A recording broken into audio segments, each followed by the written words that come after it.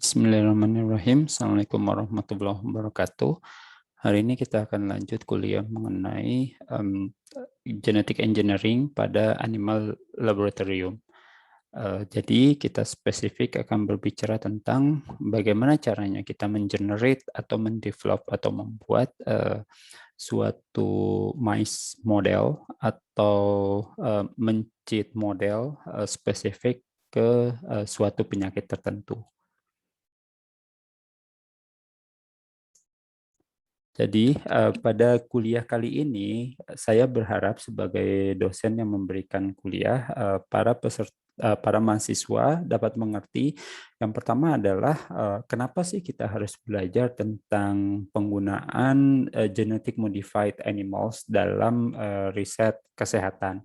Itu yang pertama. Terus kemudian diharapkan rekan-rekan mahasiswa juga dapat mengerti bagaimana caranya gitu, atau sebetulnya ada berapa banyak sih metode yang memang biasa dipakai untuk mengenerate animal model. Nanti kita akan berbicara juga tentang pada saat kita berbicara knockout mice, maka nanti di depan kita akan lihat ada yang namanya konvensional, ada yang namanya conditional knockout mice. Nanti kita lihat apa bedanya. Jadi yang pertama, kenapa kita harus mengenerate suatu genetic modified animals dalam riset kesehatan? Yang pertama adalah kita ingin tahu gitu, bagaimana sih molecular pathway dari suatu disease. Dalam artian, pada saat kita menghilangkan suatu gene atau protein di dalam suatu makhluk hidup, nanti kita akan lihat protein ini sebetulnya fungsinya untuk apa gitu. Maka kalau seandainya memang protein atau gene tersebut sangat penting, esensial bagi tubuh, maka akan muncul phenotype atau bahkan bisa saja organismes atau hewan coba yang kita hilangkan gen tersebut itu tidak pernah lahir gitu. Jadi istilahnya menjadi letal. Jadi dia sudah diabsorpsi selama dalam kandungan oleh induknya. Seperti itu. Dalam kandungan induk maksud saya. Terus kemudian ini juga yang tadi saya sampaikan, sehingga kita bisa tahu gitu, oh kalau gene X ini hilang, nanti kelainannya ada di otak nih. Oh kalau misalnya gene Y ini hilang, oh kelainannya ada di usus gitu, atau seterusnya gitu, seperti itu. Terus kemudian kita juga bisa lihat pada saat kita mengenerate suatu genetic modified animals, katakanlah gitu ya, banyak sekarang kalau misalnya kita baca paper gitu kan, oh ada mencit model untuk diabetes mellitus, mencit model untuk infeksi Salmonella typhi, karena kita tahu bahwa Salmonella typhi itu tidak bisa menginfeksi ke mencit gitu. Kalau Salmonella typhi itu kan dia ke manusia gitu. Tapi dengan kita modified secara genetiknya, nanti si mencit ini bisa terinfeksi oleh Salmonella typhi gitu. Nanti kan pada saat kita sudah bisa mengenerate animal model tersebut, maka akan dengan mudah gitu kita melakukan suatu riset di mana si animal tersebut menjadi mencit atau animal model untuk riset selanjutnya. Karena untuk beberapa penelitian atau bahkan any kind of new drugs itu tidak boleh atau tidak diperkenankan secara etika jika langsung dilakukan risetnya di manusia gitu. Maka harus ada data terlebih dahulu paling tidak di hewan coba. Dan yang terakhir, ya ini, kita berbicara tentang ethical dan legal issue dari riset apabila kita langsung melibatkan human atau manusia sebagai subjek. Nah, pada saat kita sudah ketahui gitu bahwa, kenapa sih kita harus atau kita membuat genetic modified atau transgenic mice atau knockout mice, sebetulnya itu terminologi yang relatif hampir sama, hanya secara term dia memiliki arti yang spesifik. Tapi prinsipnya adalah terjadi perubahan yang disengaja oleh peneliti Perubahannya adalah perubahan susunan genetika internal di dalam tubuh hewan coba tersebut. Nah, untuk metode sendiri, pada saat kita mengenerating knockout mice, dalam hal ini saya berbicara knockout mice itu ya. Ini ada beberapa metode. Yang pertama, yang paling konvensional adalah homolog rekombinan. Terus kemudian ada juga yang ZFN atau zinc finger nucleases. Kita menggunakan enzymes. Terus kemudian TALENs, ini transcription activator like effector nucleases. Ini relatif baru, yang TALENs ini sekitar 2011 jika saya tidak salah. Namun perkembangan atau developnya talent ini hampir bersamaan dengan CRISPR-Cas9. CRISPR-Cas9 itu sekitar 2014 kalau saya tidak salah. Nah, CRISPR-Cas9 ini yang sampai saat ini masih berkembang dan masih dipakai dengan baik. Maka kalau misalnya rekan-rekan mahasiswa cek atau lihat, belum lama ini pemenang Nobel Prize itu salah satunya adalah yang menemukan CRISPR-Cas9 tersebut gitu. Oke, tapi per hari ini kita lebih spesifik berbicara tentang yang homolog rekombinasi dan CRISPR-Cas9. Oke, yang pertama kita lihat terlebih dahulu homolog rekombinasi methods. Ini saya coba ambil contoh apa yang saya lakukan di awal tahun 2011-an. Jadi saya mencoba membuat knockout mice yang protein yang saya hilangkan adalah protein kinase D1. Nanti kalau seandainya rekan-rekan mahasiswa tertarik, silahkan dilihat apa sih PKD1 itu gitu, fungsinya untuk apa sih gitu. Karena per hari ini kita lebih mendiskusikan bagaimana cara mengenerate atau membuat knockout mice. Jadi pada gambar ini kita bisa lihat gitu. Jadi secara genetik alel dari PKD1, protein kinase D1 ini panjangnya sekitar saya lupa, yang pasti ini skalanya adalah untuk sepanjang ini adalah 10 kilobase pair, sekitar kalau nggak salah ini sekitar 30 ribuan, ya 3.000 atau 30 ribuan, saya mohon maaf saya lupa. Ini namun sepanjang ini sekitar 10 kilobase pair. Dan ini panjang dari genom PKD1. Lalu kemudian kalau seandainya kita perbesar nih di area exon 2 ini, flanking dari exon 2, ini akan terlihat nih, ini area yang diperbesar masih bagian dari genom PKD1 tadi. Jadi kita ambil nih area sini, terus kita perbesar, dan kemudian pada saat kita mau meng-knockout si PKD1 ini, kita coba masukkan atau menginsersikan targeting vector. Jadi targeting vector di sini ya anggaplah suatu kumpulan genom yang dibuat atau direkayasa yang pada akhirnya nantinya ini akan mengacaukan atau mendelete si area exon 2 tersebut gitu. Jadi kalau misalnya rekan-rekan mahasiswa lihat, ini ada area backbone-nya, terus kemudian targeting vector sendiri ada area yang resisten terhadap antibiotik dan seterusnya. Ini kalau misalnya rekan-rekan mau lebih detail, silakan cari googling sebetulnya apa sih backbone untuk targeting vector yang biasa digunakan untuk mengenerate knockout mice. Tapi di sini yang justru menjadi apa ya, sesuatu yang baru mungkin untuk mahasiswa dan relatif lebih mudah dipelajari atau dimengerti adalah mungkin kita bertanya-tanya, terus gimana nih cara menginsersikan dari targeting vector ini ke dalam wild type allele tersebut gitu. Karena ini besarnya ini tetap dia besar gitu. Ini dia besar sehingga suatu yang besar akan dimasukkan ke area yang relatif kecil di sini. Jadi bisa terbayang gitu ya kalau misalnya ada plastik ukurannya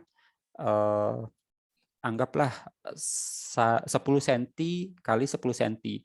Lalu kita masukkan suatu benda yang ukurannya bisa saja 100 cm kali 100 cm.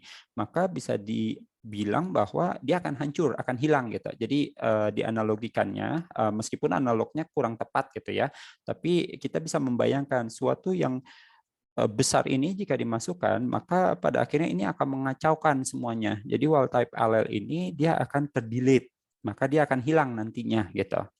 Tidak terekspresi si protein kinase D1 ini kalau seandainya targeting factor ini berhasil diinsersikan.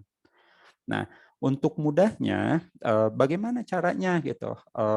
Genom yang interest genom kita itu bisa masuk nih ke dalam targeting factor tadi gitu.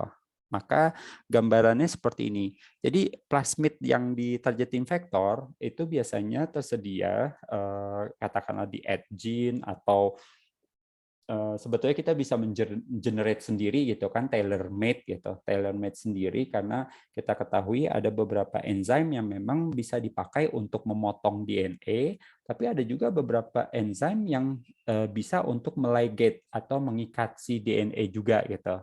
Hanya saja proses tersebut tidak mudah karena bisa saja tailor made yang kita buat itu ternyata tidak stabil. Jadi kita tidak bisa mengklonkan DNA tersebut.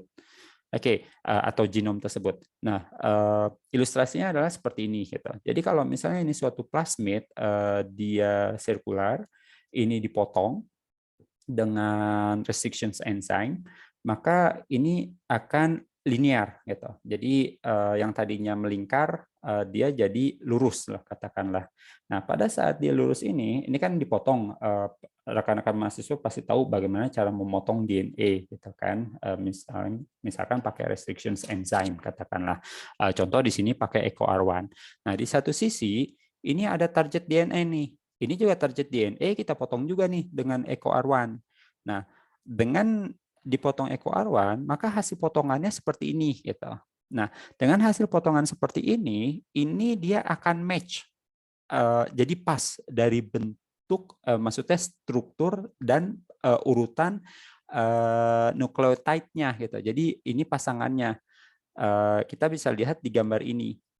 Ini kan awalnya kan GGTTAA gitu, hurufnya seperti huruf L. Sedangkan ini yang sisa potongannya ini AATTGG. Gitu. Ini anggaplah pistol gitu kan. Ini pistol terbalik. Nah, begitu juga ini.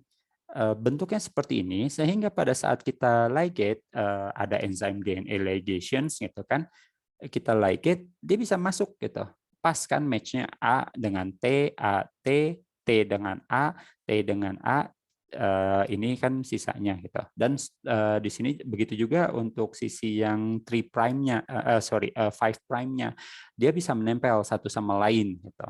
Nah, jadi dengan proses ligations ini dia menjadi sirkuler kembali gitu. Ya, jadi terbayang gitu ya bagaimana caranya kita memotong DNA dan meligate kembali DNA interest DNA yang dari luar. Kemudian lalu apa yang harus kita lakukan gitu kalau misalnya secara molecular biology ini sudah dilakukan gitu. Apa yang harus dilakukan untuk memperbanyak katakanlah. Nah, coba kita lihat gambar yang satu lagi gitu. Ini merupakan prinsip dari cloning cloning suatu interest DNA ke plasmid. Nah, biasanya plasmid sendiri ini ada area-area tertentu yang seperti tadi saya sampaikan gitu. Misal dia punya gene yang resisten terhadap antibiotik. Nah, ini pasca dipotong EcoR1, terus kemudian ini nanti ditempelkan oleh interest DNA. Kalau ini disebutnya foreign DNA atau interest DNA kita. Ini dipotong EcoR1, maka ini akan bentuknya jadi sticky end. Sticky end itu jadi maksudnya yang bentuknya seperti pistol tadi. Gitu. Ini kan pistol, ini pistol terbalik gitu ya, yang letter L. Nah, dengan dipotong ekoarwan ini, maka dia akan membentuk sisa potongan sticky end. Nanti ada juga sih beberapa restrictions enzyme yang pasca dia memotong untai DNA akan terbentuk blunt end. Silahkan dicari atau bisa saja rekan-rekan mahasiswa sudah belajar itu gitu. Jadi hanya tinggal merecall. Nah, kemudian ini di ligate tadi. Nah, ini kan dia sudah ada nih DNA rekombinan yang baru gitu ya dari badan plasmid plus si interest DNA. Nah, kemudian ini kita insersikan ke dalam bakterial. Si bakteri ini nanti kan bakterinya dia akan berkembang biak nih, jadi banyak gitu kan. Nah, kemudian pada saat bakteri ini udah banyak dari medium cair, kita cobakan nih ke medium yang padat gitu. Nah, terus kemudian medium yang padat ini, yang gel plate, ini gel plate-nya kita tambahkan beberapa antibiotik. Sehingga dengan kita tambahkan antibiotik pada gel tersebut, dia akan men-screen. Kalau seandainya si bakteri ini mengandung DNA rekombinan plasmid ini, maka dia bisa hidup. Kenapa bisa hidup? Karena dia sudah ada nih antibiotik resisten, dia bisa hidup di dalam plate ini. Tapi kalau misalnya bakteri yang tidak mengandung si rekombinan DNA, dia akan mati karena si gelnya ini mengandung antibiotik. Sehingga pada saat kita tunggu beberapa lama, maka yang tumbuh ini sudah bisa dipastikan atau kemungkinan besar ini adalah bakteri-bakteri yang mengandung rekombinan DNA. Lalu kemudian dari jumlah yang ada di plate itu tetap belum cukup gitu. Maka dari sini kita coba kultur di dalam medium cair yang jumlahnya bisa banyak gitu. Biasanya atau berdasarkan pengalaman saya pernah sampai 2 liter dari LB broth cair gitu. Jadi selanjutnya saya buat maxi prep biar konsentrasi dari cloning plasmidnya itu banyak gitu, relatif banyak. Seperti itu gitu ya. Jadi kita sudah terbayang nih bagaimana caranya, saya ulang kembali, bagaimana caranya si targeting factor ini kita buat dan kita desain supaya dia flanking atau berada di tengah-tengah di antara, bukan di tengah-tengah, di antara dari exon 2 gitu. Ini masih homolog rekombinan. Nah, dengan kita masukkan ini, maka di akhir kita akan mendapatkan hasil targeted allele. Ini yang kita sebut dengan geo. Jadi targeted allele ini ya kalau seandainya si hewan cobanya sudah mengandung si targeted allele ini, maka dia berarti awalnya kita sebut dia chimeric gitu. Tapi di situ ini sudah mulai terjadi hilangnya si protein interest yang kita mau delete gitu, kita hilangkan. Jadi seperti itu gitu ya. Nah, ini satu. Nanti untuk slide selanjutnya kita lihat bagaimana sih caranya gitu ya. Dia bisa pada akhirnya bisa menjadi knockout mice gitu. Ini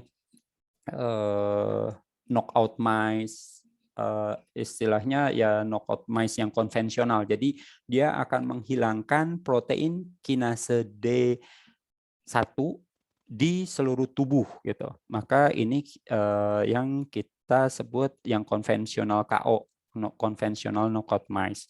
Nah, tapi pada beberapa penelitian yang seperti tadi saya sampaikan, kalau seandainya memang gene tersebut sangat krusial buat kehidupan, maka pada saat kita dipres, ya tentu fenotipenya akan muncul atau bahkan bisa menyebabkan kematian gitu.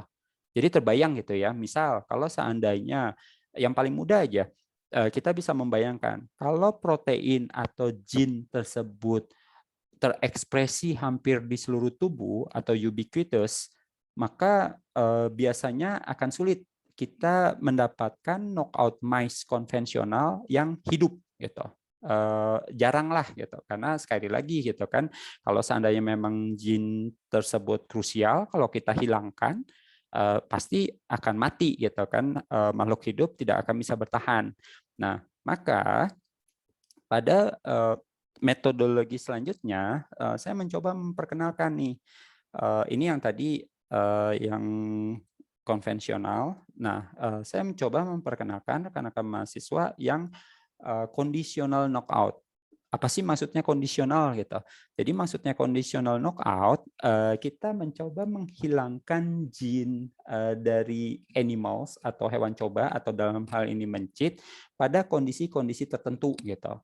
Misal kalau seandainya dia nggak dikawinkan sama spesifik mencit, dalam hal ini nanti cray mice, cray mencit ini, dia nggak akan muncul tuh phenotype-nya. Jadi dia bisa kayak mencit sehat saja gitu. Terus pada saat kita periksa gene-nya masih positif, masih ada gitu. Ini yang nanti kita sebut dengan FLIF rekombinase.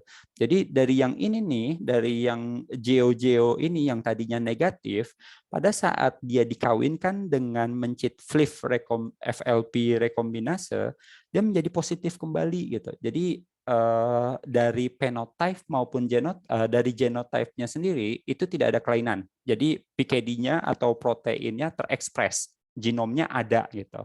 Tapi nanti pada saat dia dikawinkan dengan Cray, dia akan hilang nih. Tapi hilangnya si Cray sendiri ini macam-macam. Jadi Cray itu ada yang spesifik hilangin protein X tersebut hanya yang ada di otak saja, atau hanya yang ada di pankreas saja gitu. Jadi sangat varian jenisnya gitu. Jadi ini yang selanjutnya.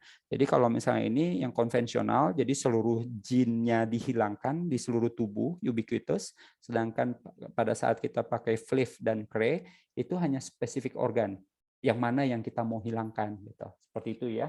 Dan ini nanti pada saat di genotyping ini kita sebut ya Flox alelnya ada atau tidak gitu. Sedangkan kalau yang pasca dikawinkan dengan Cray ini yang biasa kita sebut dengan null alel atau negatif hilang kembali, tapi hanya spesifik di organ tertentu saja gitu, seperti itu. Jadi ini kan kalau misalnya balik lagi nih kita lihat nih ilustrasinya, ini kan kalau targeting vektor nih katakanlah nih IRES gitu kan, internal ribosome entry site gitu kan. Terus kemudian ini udah masuk nih di dalam wild type. Ini kita bisa lihat ya targeting vector pada akhirnya ini exon 2, ini yang ada si backbone IRES dan seterusnya yang akan mengancaukan si genom dari protein interest atau genom gen interest kita. Terus kemudian ini udah jadi abnormal kan, hilang dia. Tapi pada saat kita kawinkan dengan Flox, ini dia hilang. Ini terpotong. Ini kan segitiga biru. Pada saat dikawinkan dengan FLIF rekombinase mencit, dia akan hilang. Jadi si kaset ini akan hilang, maka ini gambarannya secara phenotype bahkan genotype pada saat kita genotyping antara Flox allele dengan wild type allele ini akan sama. Itu seperti itu. Kalau misalnya kita pakai primer tertentu, dia nggak akan kelihatan beda gitu.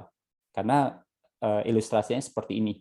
Habis exon 2 ya sudah biasa aja akan sama gitu kan dengan ini. Nah, tapi pada saat dia nih sudah menjadi Flox allele dikawinkan dengan Cray rekombinase mencit yang spesifik organ tertentu nantinya misalkan mau dihilangkan hanya otaknya saja gitu ya, protein PKD1 yang hanya di otak, dikawinkan deh nanti yang namanya nestin Cray katakanlah. Ini dia akan kepotong. Kita bisa lihat hilang lagi nih si exon 2-nya hilang di sini. Kan exon itu yang segi 4 abu-abu. Kenapa bisa hilang? Karena si Cray ini akan memepetkan si yang segitiga merah ini dipepetkan. Jadi satu dia. Seperti itu. Jadi ini kalau sebagai markernya APA1 di sini restrictions enzyme APA1 itu represent APA1 yang downstream dari yang segitiga merah di depannya. Seperti itu ya. Mudah-mudahan penjelasan saya jelas buat rekan-rekan. Jika tidak, mohon dilihat secara berulang kali. Nah, balik lagi, apa sih jadinya definisi Cray dan Fleet rekombinase ini? Jadi Cray-Lox system ini merupakan teknologi, jadi yang memang disengaja kita buat, yang biasa dibuat untuk induce site-specific recombinations event. Jadi Cray-Lox ini memang dia spesifik, misalkan spesifik pada kondisi organnya mau organ X aja gitu. Atau ada juga kalau misalnya teman-teman baca, dia baru menghilang karena pakai Cray-Lox, misalkan kalau misalnya diinduksi pakai obat-obatan tertentu gitu. Itu sangat mungkin. Prinsipnya sama gitu. Dia harus diinduksi terlebih dahulu, baru phenotype-nya dan secara genomnya itu terdelete dan phenotype muncul gitu. Nah, Cray rekombinase sendiri ini awalnya nama Cray itu akronim dari atau kepanjangan dari causes recombinations. Meskipun pada akhirnya Cray ini jadi referred ke cyclizations recombinase gitu. Dia merupakan protein yang ukurannya 38 kilodalton saja, itu nggak terlalu besar. Sedangkan yang LOXP ini singkatan dari locus of X crossover in P1 site. Ini juga lebih pendek si LOXP ini, hanya 34 base pair, dan 13 base pairnya sendiri ini merupakan palindromik gitu. Nah, kalau misalnya rekan-rekan mahasiswa tanya apa sih yang dimaksud dengan palindromik? Jadi palindromik sendiri itu kan ya kalau misalnya di apa istilahnya pelajaran bahasa itu ada beberapa kata yang kalau misalnya dibalik itu akan membentuk kata baru, kata yang lainnya gitu ya. Misalkan kasur, kalau misalnya kita balik KASUR jadi RUSAK gitu. Jadi masih memiliki makna. Nah, begitu juga di DNA atau nukleotide kita ini ada beberapa site yang ternyata reverse transkripnya itu merupakan palindromiknya. Misalkan ini contohnya GAATTC. Ini merupakan palindromiknya adalah kalau misalnya ini dibalik gitu ya. Ini kan 5 prime to 3 prime itu GAATTC. Tapi ini kebalikannya ini juga sama nih. GAATCC. Dan sekali lagi, nggak semua untai DNA itu bentuknya seperti ini gitu. Jadi biasanya kalau misalnya rekan-rekan balik lagi coba lihat gitu ya restrictions enzyme itu biasanya bentuknya ya palindromik gitu. Silahkan dilihat nanti untuk dipelajari kembali. Nah, sekarang kita lihat lagi. Tadi kan sebetulnya sudah gitu ya di gambar yang sebelumnya bagaimana si Cray-Lox-P itu bekerja. Prinsipnya Cray-Lox-P itu secara garis besar itu ada 3 caranya, bisa dia inversi, delesi, dan translokasi. Tapi untuk kali ini saya hanya ingin menjelaskan yang deletion saja. Sebetulnya tadi sudah dijelaskan sih di slide sebelumnya gitu ya. Jadi ini kan setelah kita introduce LOXP atau FLOX, dia flanking di gene interest kita. Terus kemudian pada saat kita introduksi Cray dari luar, maka si LOXP ini akan hilang gitu. Maka dia akan terdelete. Jadi gambarannya seperti yang ini. Jadi pada saat dia diekspresikan atau diintroduce Cray-nya, Cray-nya akan ada, tapi interest DNA-nya akan kebawa, gitu, akan hilang, lepas dari yang targeted genom yang akan kita hilangkan, gitu. Seperti itu ya. Gambarannya seperti ini. Oke, sekarang lanjut. Kalau seandainya balik lagi nih pada saat kita in generate knockout mice gitu ya, sebelum membuat Cray-Lox-P, kan udah jadi tuh si plasmid yang mengandung DNA yang rusak katakanlah sudah jadi gitu ya. Maka apa yang akan kita kerjakan gitu? Yang pertama adalah kita cobakan kita isolate dulu nih embryonic stem cell, embryonic ES cell dari mencit atau hewan coba. Jadi kita ambil tuh si uh, si sel embryonic stem cell yang ada di blastokis, kita ambil ini.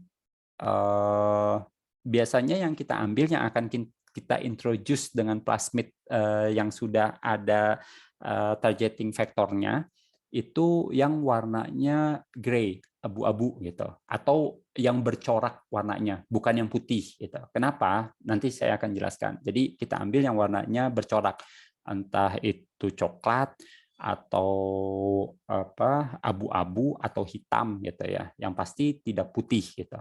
Nah, ini kita ambil dari ICM inner cell mass si blastokisnya, stem cell ESL-nya kita ambil. Ini di sini kita kumpulkan, lalu kita introduce introduce dengan cara kita transfekkan si stem cell tersebut dengan targeting vektor kita, maka dia sudah terjadi mutasi di sini. Berarti kan sudah masuk nih, kita anggap sudah masuk si targeting vektor tadi. Nanti si sel-sel embryonic stem cell ini kita kembalikan lagi, kita introduce-kan, kita masukkan ke dalam blastokis sel telur yang lainnya gitu. Tapi kita ambil ini dari si hewan cobanya, nanti kita masukkan ini ke hewan coba surrogate mother-nya yang warna putih gitu. Jadi kenapa kenapa kita ambil yang warna putih ini sedangkan yang ini warnanya brown atau gray? Karena nanti pada saat dia lahir, karena dia akan membentuk chimeric gitu. Jadi ada dua gene, dalam hal ini color purnya, bulunya berbeda, yang satu putih, yang satu abu-abu atau coklat, maka nanti kalau seandainya memang homolog rekombinan kita berhasil, maka anaknya lahir dia akan bercorak tuh, warna lahir putih tapi ada coklat-coklatnya atau ada abu-abunya, maka kita bisa konklusikan sementara bahwa oh ini sudah berhasil gitu, homolog rekombinannya berhasil. Sampai nanti kita cek secara kita genotyping, ada nggak tadi yang geoalel yang tadi saya sampaikan di slide sebelumnya. Kalau misalnya ada, maka dia akan jadi lahiran pertama untuk chimeric, dia tetap akan ada geo, tapi geoplas di sini. Tapi biasanya kita sebut di sini masih chimera. Nanti mencit chimera ini yang tadi ada warna coklat di dominan putih ini, kita kawinkan dengan wild type mice. Wild type mice ini nanti kita akan mendapatkan turunannya menjadi geoplas mice. Ini selanjutnya dari yang geoplas ini kita kawinkan antara geoplas dengan geoplas, maka pada akhirnya dengan hukum Mendel kita akan mendapatkan geo-geo. Nah, geo-geo inilah yang kita kenal sebagai knockout mice, yang konvensional knockout mice. Nanti kalau misalnya mau yang kondisional knockout mice, kalau seandainya si geo-geonya ini sehat, atau biasanya sih kita ambil yang geoplas ini, kita kawinkan dengan FLIF mice, FLP mice, nanti dia akan muncul itu FL plus atau FL min gitu kan. Nanti kalau misalnya sudah ada flox FL si mencit FL baru bisa kita kawinkan dengan Cray. Jadi dari level genomnya relatif complicated sampai pada saat mengawinkannya pun juga sangat complicated gitu. Jadi kalau seandainya kita mau buat knockout mice ini merupakan perjalanan panjang gitu. Jadi kalau pakai homolog rekombinan itu bisa memakan waktu sampai 2 tahun gitu. Maka ya saya nggak merekomendasikan kalau mahasiswa S2 mau riset, mau mengenerate knockout mice, maka kapan lulusnya gitu kan yang menjadi challenge-nya. Oke. Nah, selanjutnya ini sedikit saja tentang CRISPR-Cas9 methods. Nah, di sini prinsipnya adalah CRISPR-Cas9 ini jadi dia sudah ada plasmidnya di sini.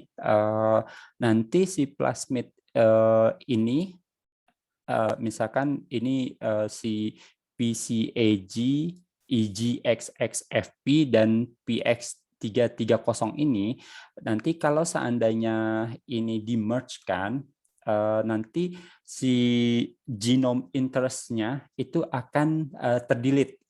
Prinsipnya itu seperti itu aja. Nanti tapi sebetulnya pelaksanaan CRISPR-Cas9 ini untuk handlingnya itu jauh lebih mudah dan lebih cepat dibandingkan homolog rekombinan. Ini saya hanya sebagai contoh saja. Ini yang pernah saya lakukan dulu. Ini masih di level cell, pakai 293T cells, co-transfect antara plasmid ini dan plasmid ini, PCAGEGXXFP sama PX330 dengan bantuan sgRNA, small guide RNA.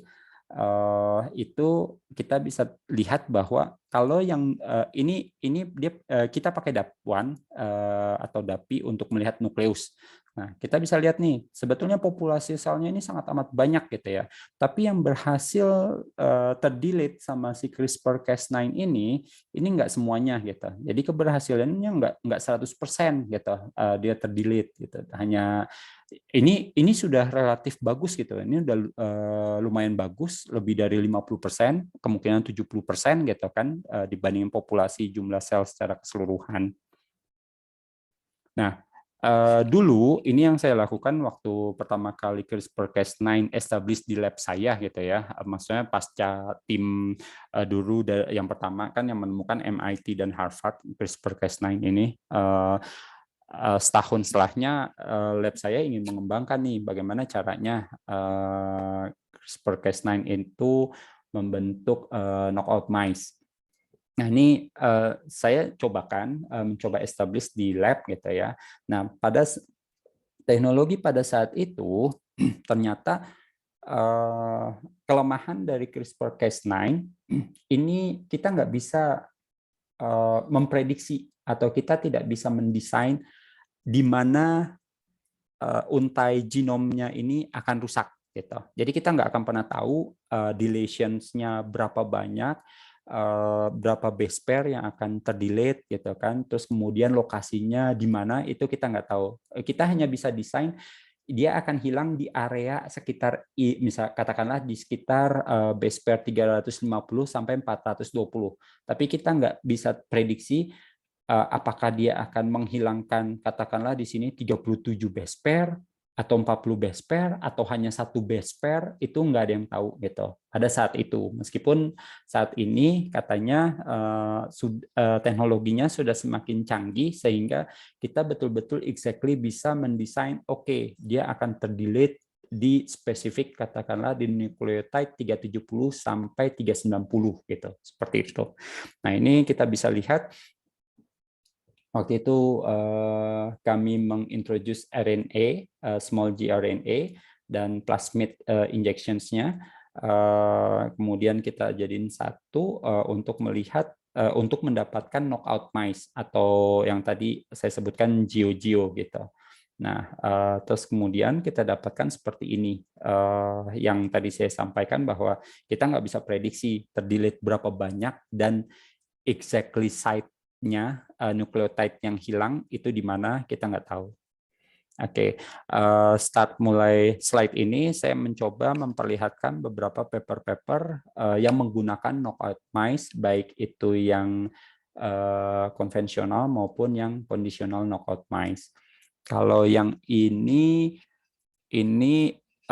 waktu itu kami mencobakan pakai yang knockout mice yang konvensional gitu ya. Terus ini didapatkan bahwa FAM7 kalau seandainya kita hilangkan genom FAM7 ini di hewan coba dengan metode yang tadi saya sampaikan di awal, maka ini terjadi kelainan pada cell polarity di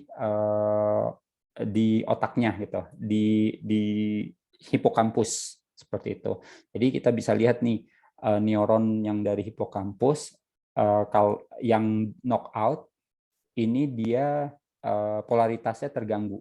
Kan harusnya dia seperti ini, tapi pada saat ini yang kontrol di 48 jam pasca plating ini kita bisa recognize mana akson, mana dendrit gitu ya. Tapi yang knockout ini di 72 ini aksonnya akan memendek gitu. Bahkan kita nggak tahu nih jadinya mana yang akson, mana yang dendrit gitu, seperti itu. Terus kemudian ini tahun 2014 kita mau lihat nih, ini adalah paper yang tadi saya sampaikan, how to generate knockout mice yang tadi homolog rekombinannya. Kita hilangkan nih si PKD. Di sini yang menarik, pada saat kita buat double knockout, jadi kita hilangkan tuh PKD1 dan PKD2. Jadi rekan-rekan bisa ngebayangin gitu ya, untuk membuat knockout, single knockout saja butuh waktu yang lama, apalagi kalau seandainya kita mau membuat double knockout gitu. Ini butuh waktu yang lama dan butuh banyak mencit yang harus dikawinkan gitu ya. Nah, di sini kalau misalnya kita lihat hasil perkawinannya, ini kalau yang dia single knockout, ini mereka masih bisa hidup gitu ya, dan kita bisa melihat bahwa Mendelian ratio antara PKD1 sama PKD2 itu normal-normal saja gitu ya. Tapi yang jadi perhatian adalah di sini, kalau seandainya dua-duanya kita knockout, ini terlihat bahwa dia nggak bisa hidup nih dari embrio 10,5 saja untuk 2 kali mating atau 18 embrio, ini kita nggak pernah mendapatkan embrio yang secara genotype double knockout. Apa artinya?